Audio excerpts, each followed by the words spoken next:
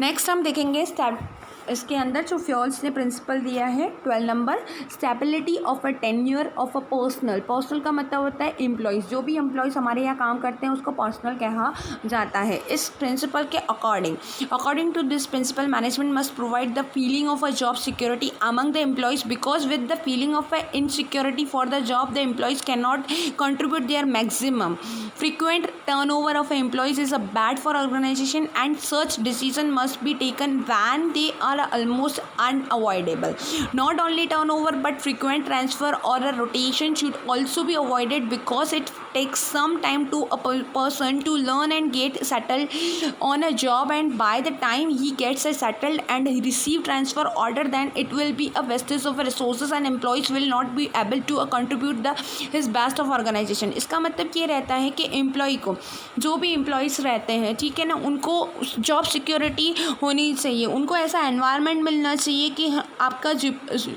Job secure है, कम से कम 1 साल 2 साल 3 साल तक आपको जॉब सिक्योरिटी है और अच्छे आपको मतलब सैलरीज प्रोवाइड हो रही है, ठीक है। अगर मान लीजिए कि जो भी एम्प्लॉय आता है कंपनी के अंदर या कोई भी ऑर्गेनाइजेशन के अंदर आता है, तो उसको पहले क्या देनी पड़ती है, पूरी अपने को ट्रेनिंग देनी पड़ती है। उस ट्रेनिंग के ऊपर मैंने बहुत सारा पैसा खर्च कर दिया, मान लीजिए मैंने उसको ट्रेनिंग दे दी और उसके बाद ही सडनली वो एम्प्लॉय छोड़ के चला गया, तो मेरे क्या हुआ, उस ट्रेनिंग के ऊपर जितना मैंने टाइम दिया और जितना अमाउंट पैसे यूज़ करे वो क्या हो गया, वेस्टेज हो गया। अगेन मेरे को फिर एक नया एम्प्लॉय रखना पड़ेगा कंपनी को, फिर अगेन उसको ट्रेनिंग देनी पड़ेगी, और फिर अगेन अगर उसको जॉब सिक्योरिटी नहीं मिलती है तो उससे क्या होगा कि उसको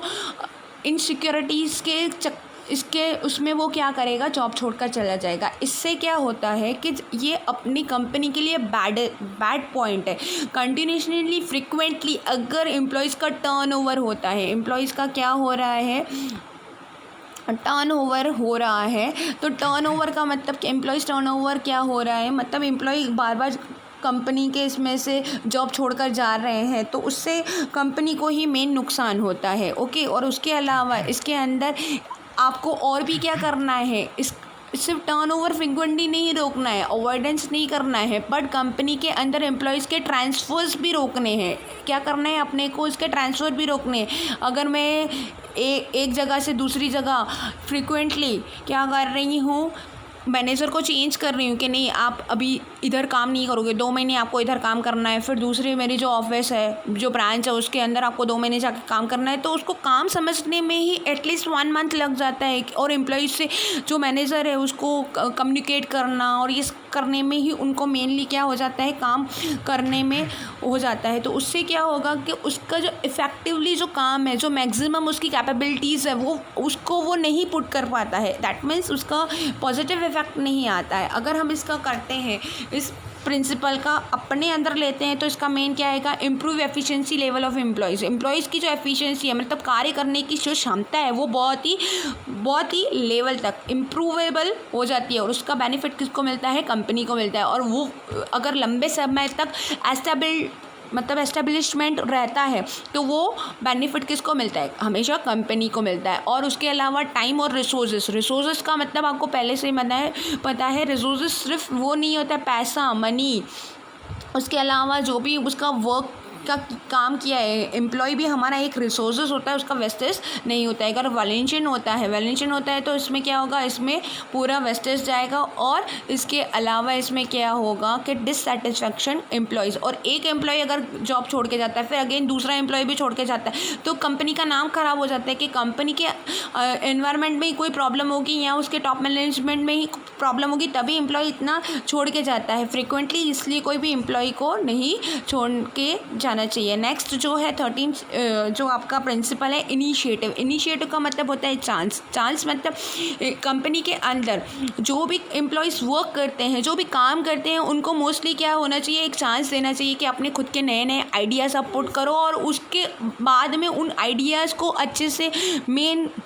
जो मैनेजर्स हैं उनको सुनना चाहिए और इम्प्लीमेंट भी करना चाहिए। उससे क्या होगा, इम्प्लीमेंट करने के साथ उनको क्या होगा, अपॉर्चुनिटी मिलेगी। पर उसके अंदर एम्प्लॉयज़ को क्या मिलेगा, कॉन्फिडेंस लेवल आता है ना। उनकी खुद के प्लान्स अगर वो अचीव और उनकी पूरी बातें सुनी जाती है तो उनको क्या होता है कि नहीं, हमारी बात भी सुनी जाती है और वो हमारी खुद की कंपनी है, ठीक है ना। उनके मन में ऐसी पूरी चीज़ें आती कि नहीं, हमारी खुद की कंपनी है और मैं उसके लिए बहुत अच्छे से वर्क करूँ और मैं और नए नए आइडियाज़ ढूंढ कर लाऊँ जिससे मेरी कंपनी का ग्रोथ हो। अगर ऐसा काम करते हैं, फ्योल्स का यही कहना है कि अगर आप एम्प्लॉयज़ को इनिशिएटिव्स यानी चांस देते हो उनको अपने आइडियाज़ पुट करने के लिए और अपने प्लान्स पुट करने के लिए, और अगर आप उन प्लान्स पे काम वर्क करते हो और उनको वो बताते हो और उससे कंपनी को ग्रोथ होता है, तो उसमें एम्प्लॉयज़ में क्या होता है, कॉन्फिडेंट लेवल बहुत ही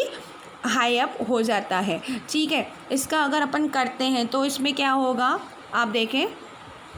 इसके अंदर develops feeling the belonging in employees के अंदर बहुत अच्छी फीलिंग आती है। एम्प्लॉयज़ अचीव द टारगेट, उसके अंदर क्या होता है कि एम्प्लॉय अपनी कंपनी समझता है, नहीं ये तो मेरी ही कंपनी है और उसके लिए मुझे अपने टारगेट अचीव करने हैं। अगर नहीं करते हैं तो इससे क्या होता है, employees will not work the best their ability, वो अपने अच्छे एबिलिटी से काम नहीं करता है और एम्प्लॉयज़ के अंदर डीमोटिवेशंस मिलता है।